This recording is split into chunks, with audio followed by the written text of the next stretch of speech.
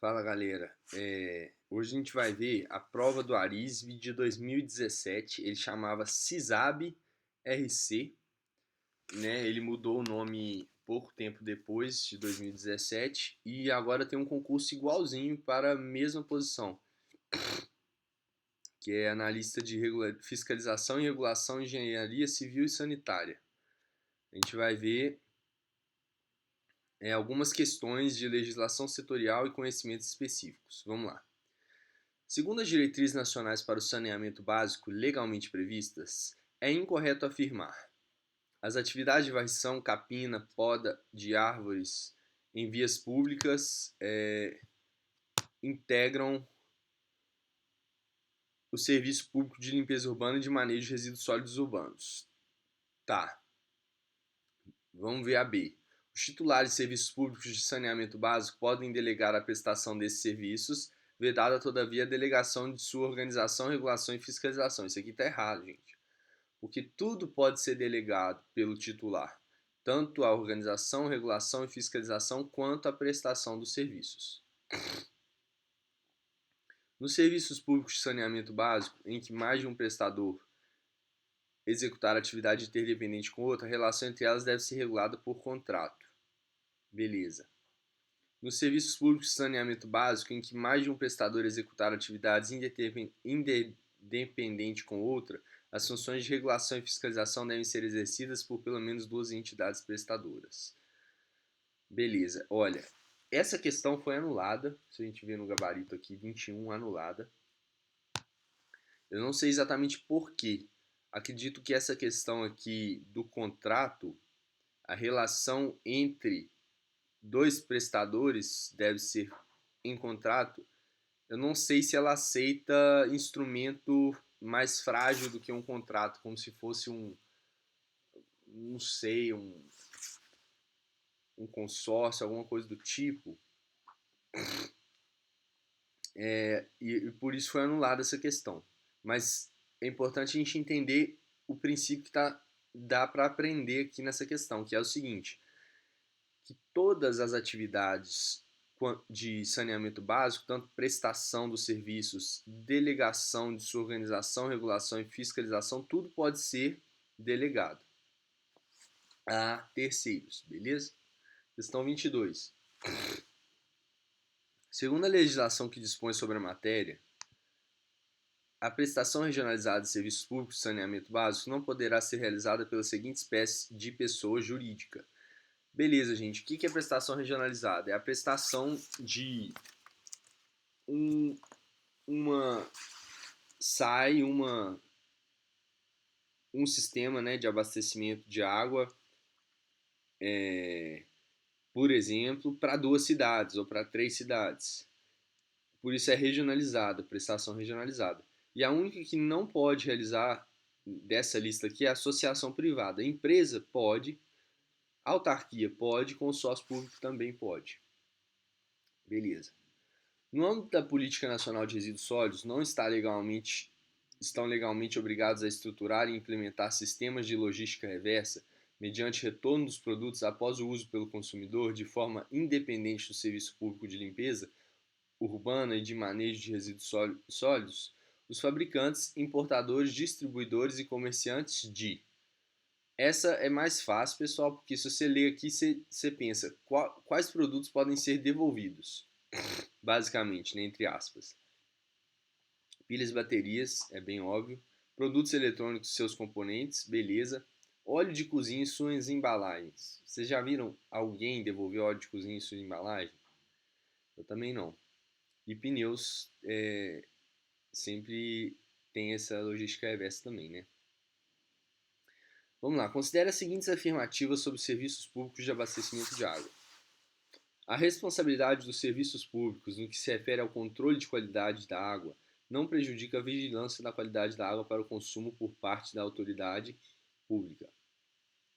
Beleza, certinho, nada de demais, tá certa. As normas de regulação do serviço poderão prever prazos para que o usuário se conecte à rede pública, preferencialmente não superior a 90 dias.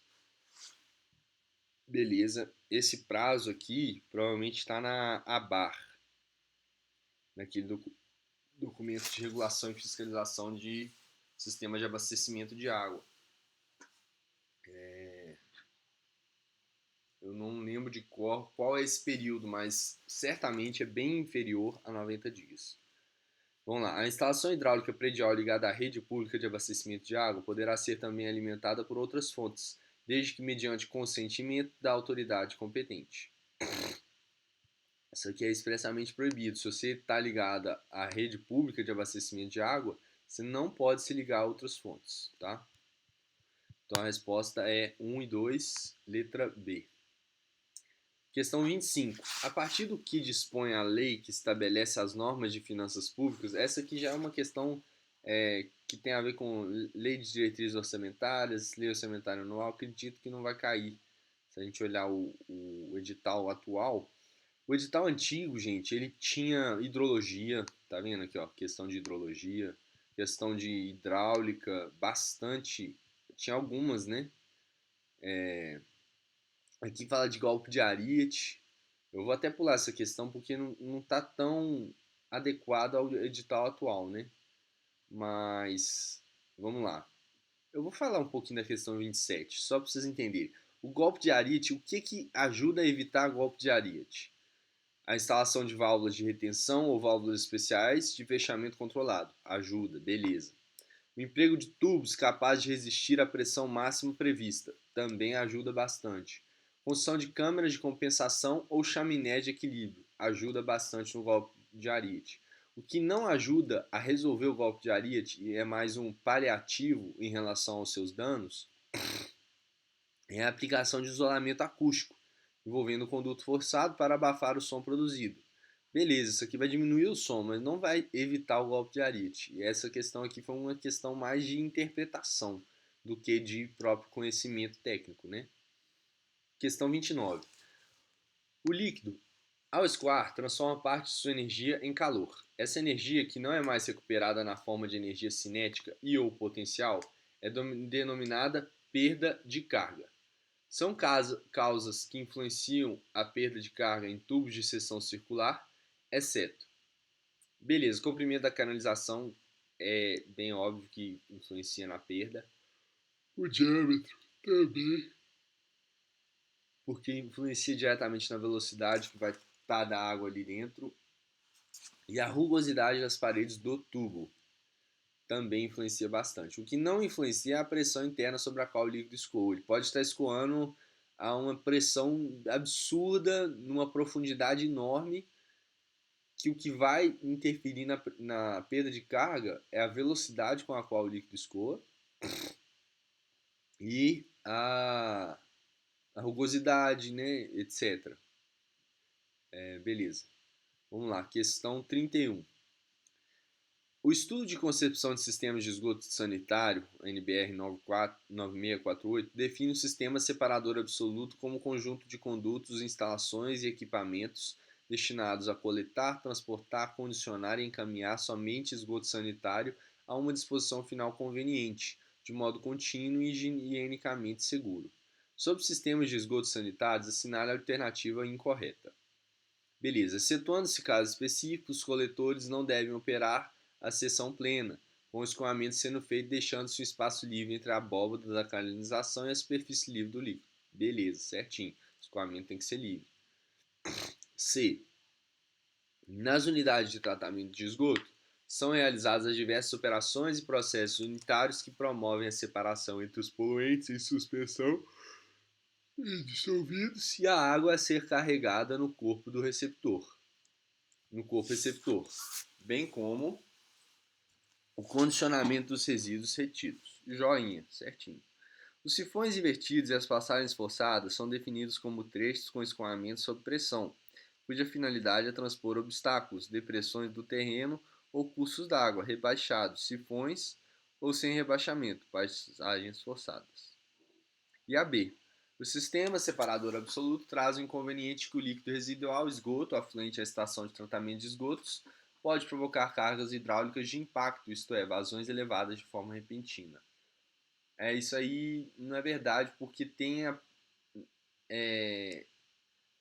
tem a continuidade do sistema, né? Porque a descarga dos prédios, residências e comércios e empresas, ela fica numa distribuição estatística, né? Probabilística que faça com que a vazão fique bem estável, assim, gente. Vamos lá, aqui, ó. Com relação aos aterros sanitários, é incorreto afirmar que eles evitam. Aqui aí dá um textinho sobre a American Society of Civil Engineering,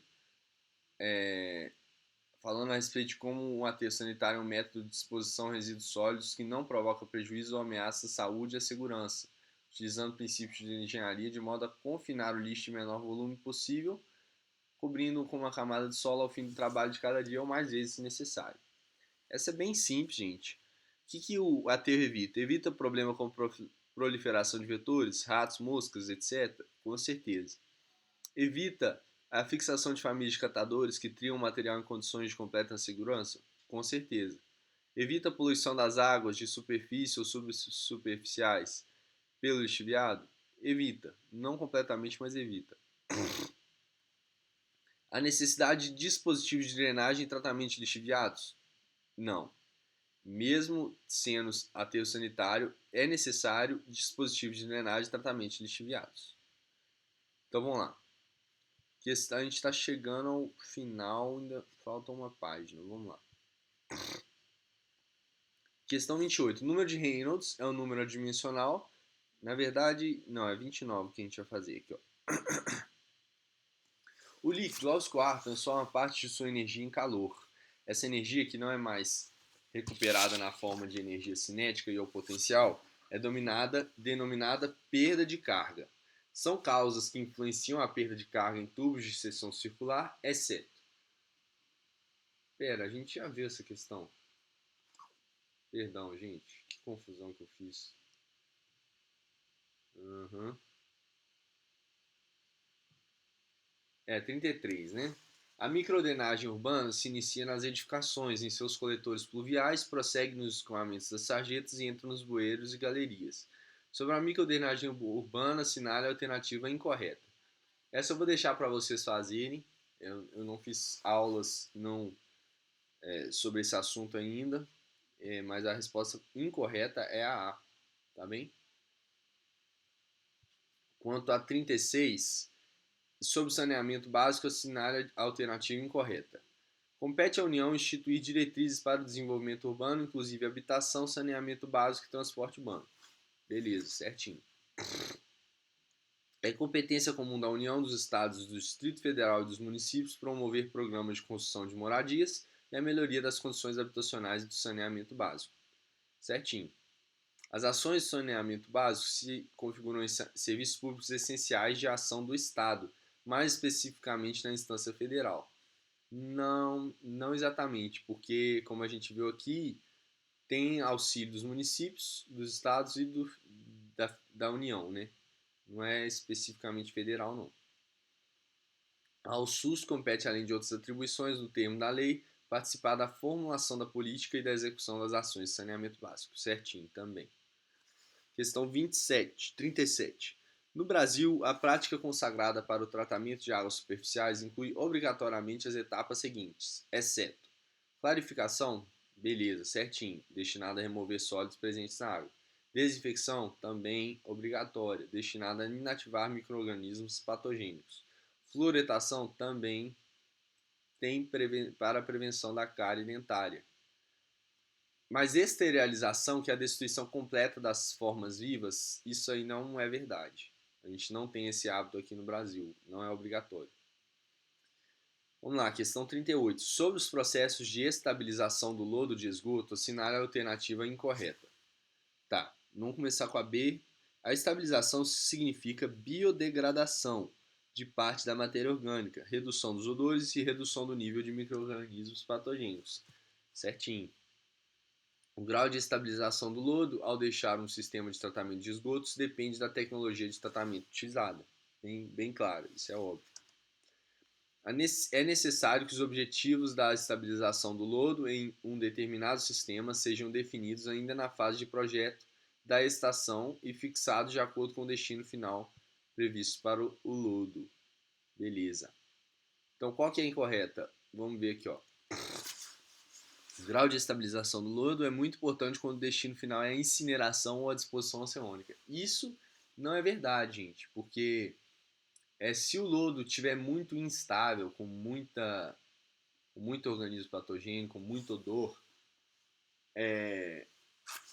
primeiro que incineração e disposição oceânica já estão assim, em desuso completo, mas a questão é que quando eles eram utilizados, mesmo assim não era tão necessário a estabilidade do lodo, porque eles são destinos finais que têm uma autodepuração oceânica enorme e a incineração ela consome com esses patógenos praticamente 100%. Mas a ideia aqui é que não se utiliza mais essas destinações, né? Questão 39. O parecer ou laudo técnico é a materialização do intenso trabalho de análise de documentos, questionários e dados obtidos na vistoria de um sistema de saneamento básico em funcionamento. São itens que o laudo técnico deve conter, exceto: beleza, descrição dos equipamentos vistoriados com a descrição das respectivas anomalias? Tem que ter. Relação dos documentos analisados? Tem que ter. Relatório fotográfico? Também. O que não é necessário é a análise e certificação de projetos usados para a implantação da obra vistoriada. Isso aí é uma coisa muito a priori do que está acontecendo ali na hora, então não é necessário analisar. Gente, essa aula ficou muito extensa, né? Comparada às outras. O tema da redação vale a pena eu falar para vocês aqui, pra vocês terem uma ideia. É basicamente de redigir um texto dissertativo argumentativo defendendo mais investimentos públicos em saneamento básico no Brasil. E principalmente tendo em vista a relação do saneamento básico no país com a saúde pública brasileira. É bem... tem um viés assim ideológico, né, esse texto, não só técnico, mas é o que era de se esperar para uma questão de engenharia, de analista de fiscalização e regulação. Fiquem de olho no canal, se gostaram, curtam, se inscrevam e vamos junto. Valeu, galera!